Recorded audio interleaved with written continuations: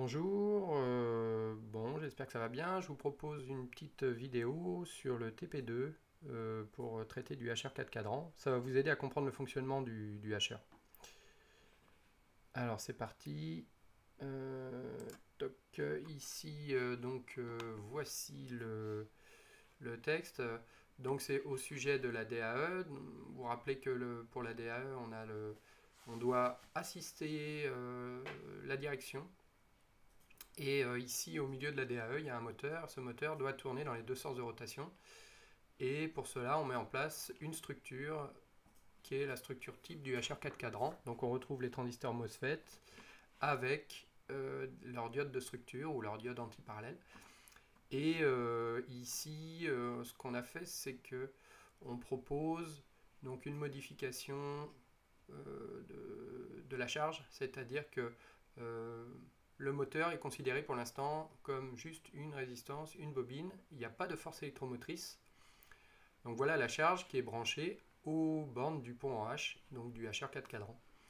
Et ici, on a la partie commande, c'est-à-dire que vous avez un signal, et ici, on crée son inverse pour pouvoir piloter les MOSFET comme on a vu en cours, c'est-à-dire que c'est 1 et 4 logiquement qui vont être pilotés, ou 2 et 3, et dans ce cas-là, on aura une tension qui va s'inverser aux bornes du moteur.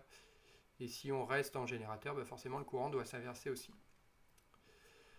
Donc voilà pour cette intro.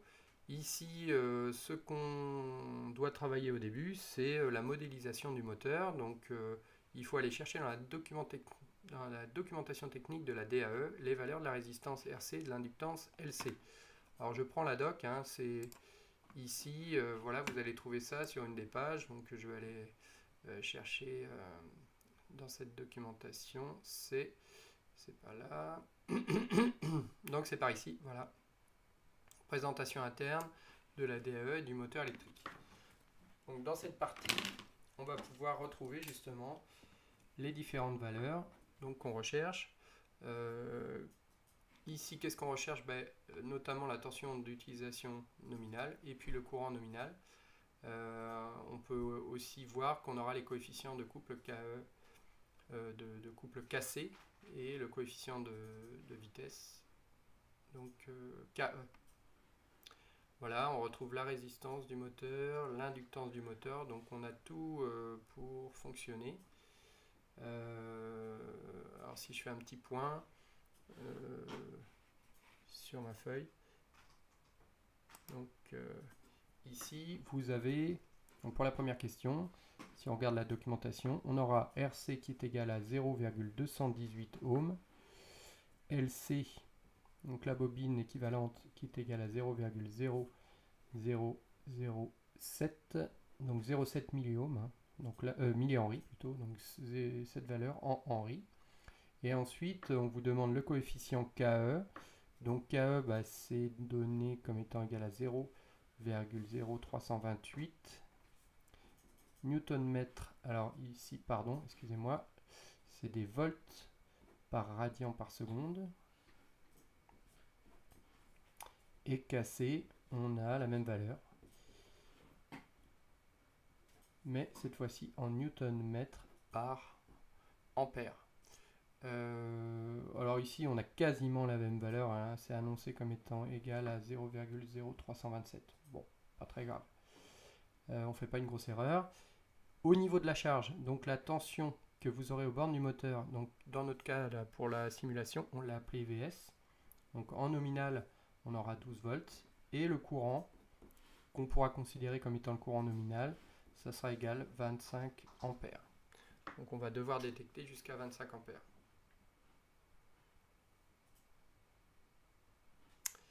Voilà pour la première question. Alors ça c'est la modélisation de la charge, c'est pour le moteur. On doit aussi faire la modélisation des commutateurs statiques, donc les transistors MOSFET. Alors si on va regarder dans la documentation, on voit que le transistor MOSFET, donc je reprends la doc, ici, alors on annonce la valeur de la résistance RDSON, c'est ici.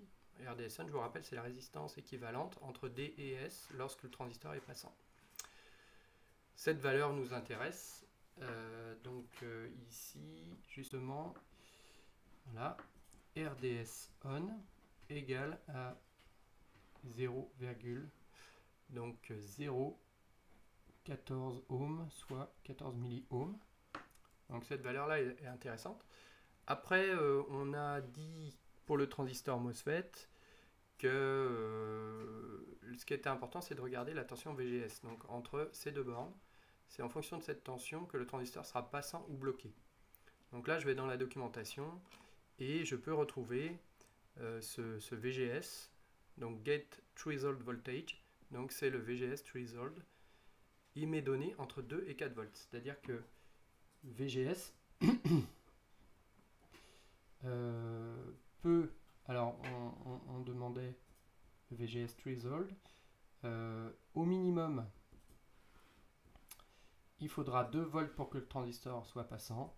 Et au maximum, il faudra 4 volts. D'accord ? Donc en gros, ça nous amène à dire que pour que le transistor soit passant, si on met 5 volts, on est sûr que ça marchera. Ensuite, je vous ai dit, chaque commutateur peut supporter une certaine puissance. Donc ici, ce PD max, on peut le retrouver dans la documentation. On va voir qu'il est assez élevé. Donc là, vous avez les valeurs maximales ici qui sont données, Absolute Maximal Rating. Donc ici, vous avez la puissance dissipée qui est de 150 watts. Hein, c'est assez grand. Hein. On va voir que nous, on sera très loin, même avec un courant de 25 ampères. Donc on peut faire passer 150 watts dans ce transistor. Enfin, il peut y avoir de dissiper 150 watts. Alors justement, ça m'amène à la question suivante. Calculer la puissance dissipée dans chaque transistor et valider le choix du constructeur de la DAE. Donc, en fait, dans chaque transistor,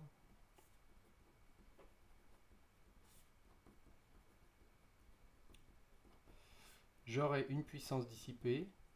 Donc la puissance dissipée, c'est quoi? Alors je vous avais donné déjà, hein, je vous avais dit, c'est RI carré. Donc RDS on RI carré, donc I D S carré. Donc ici, on peut considérer que IDS, c'est le courant de 25 ampères, si on se met dans le pire des cas. Donc ça nous donne une puissance dissipée max qui sera égale à notre résistance RDSN, donc 0,014 multiplié par vos 25 ampères au carré. J'ai pas fait le calcul, ça nous donne ici, je fais le calcul rapidement.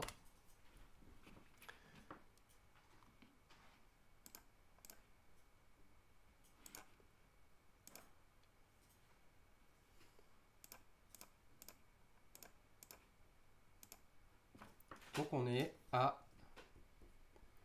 8,75 watts. Alors ici j'ai mis max, hein, mais en fait on pourrait dire plutôt que c'est la valeur nominale, puisqu'on est dans les conditions nominales de fonctionnement du moteur. Bon, on est assez éloigné de la limite, donc dans tous les cas de figure, je pense que ça ne posera aucun problème.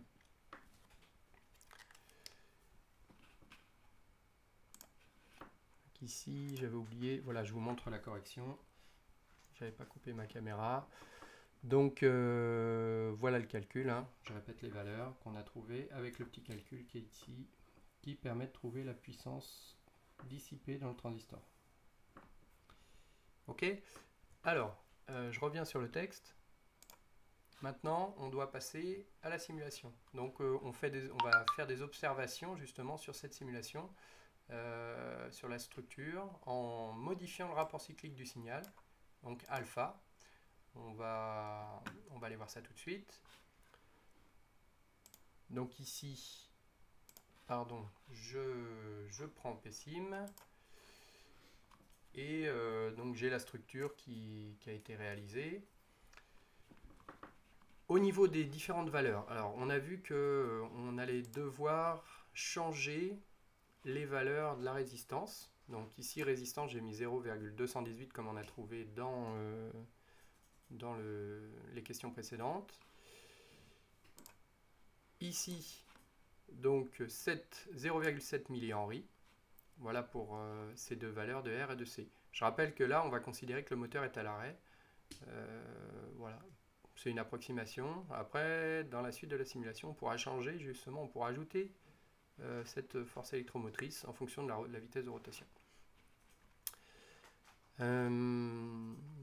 Ensuite, ici, on s'aperçoit que je vais devoir aller changer la fréquence de commutation des signaux qui vont permettre de commuter les différents transistors. J'ai changé un petit peu la fréquence par rapport à l'origine. Voilà, je vous ai mis une fréquence de 1000 Hz.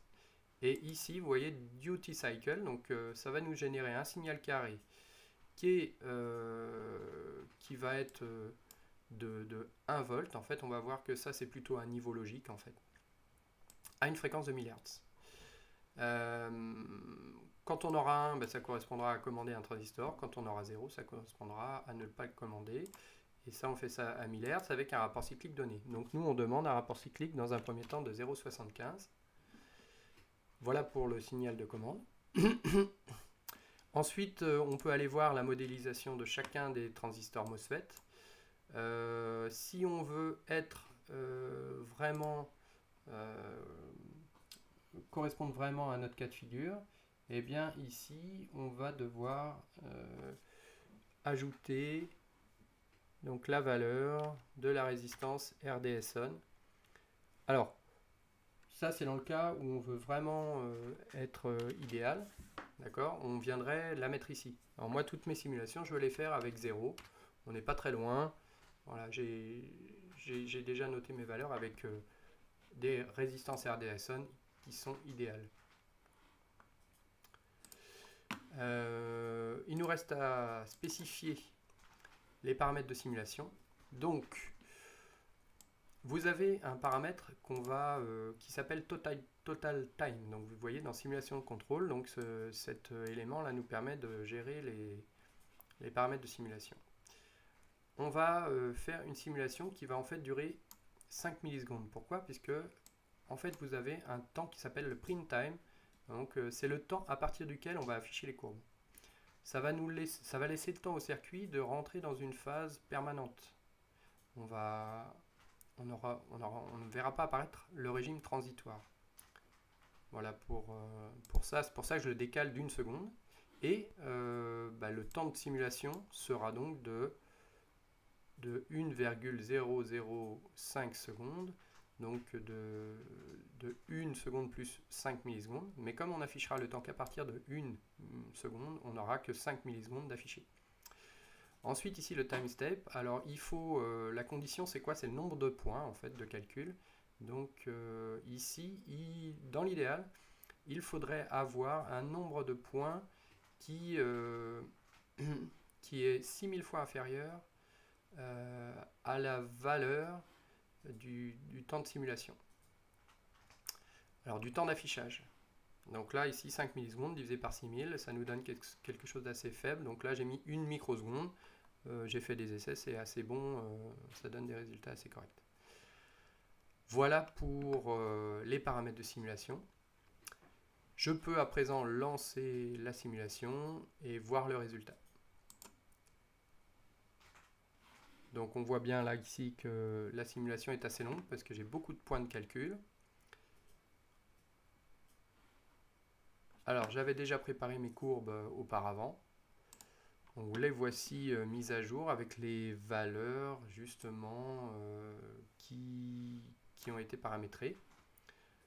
Voilà, on va pouvoir exploiter les résultats de cette simulation par la suite.